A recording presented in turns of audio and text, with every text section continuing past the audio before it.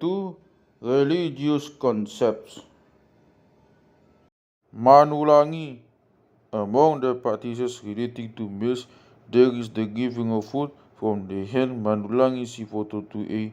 It belongs to the ritual of all acts of homage, which are specifically made to those to whom it is appropriate to offer a meal of one's kinsmen, superiors, and other persons.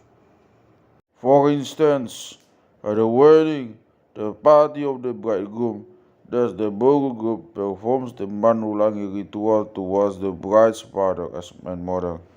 One of the next of kin of the bridegroom's father girds himself with an ulos and carrying the apang in which the cut up meat has been placed, approaches first the bride's mother. He takes some of the meat in his right hand, puts it into her mouth and says to her, I feed you with rejoicing, aunt. May your toddy always give benediction, your sahala fortune, and may your daughter quickly have her first child. He then repeats this ritual with the bride's father. The daughter resorts to the Manulang ritual when she is in need of special benediction.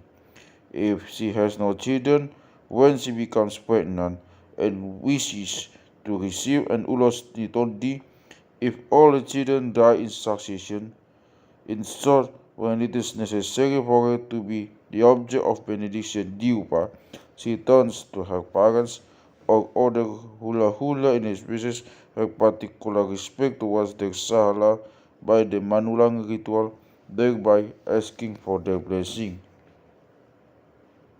The parents can also be the object of this ritual disulagi without there being a specific motive. For example, in order that sickness and calamity will be kept at a distance, and so that their children will enjoy the blessings which can radiate from the greater sala of their parents.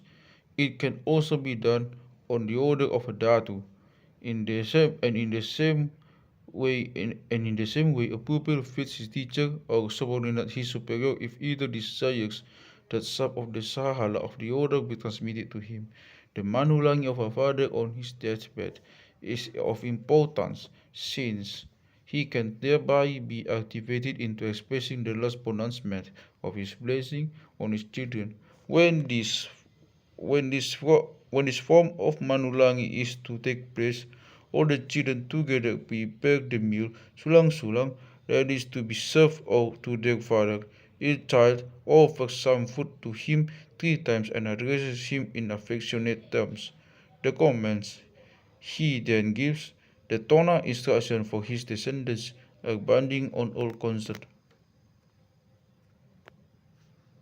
It is worthy of note that the Manulangi is also done to inanimate objects, such things for instance as the wooden images of the Debata Hidup, which are carried about by a childless couple who hope in this way to ameliorate their piteous condition, or the small image that is made as a substitute for a sick person whose tongue is held in the grip of a begu.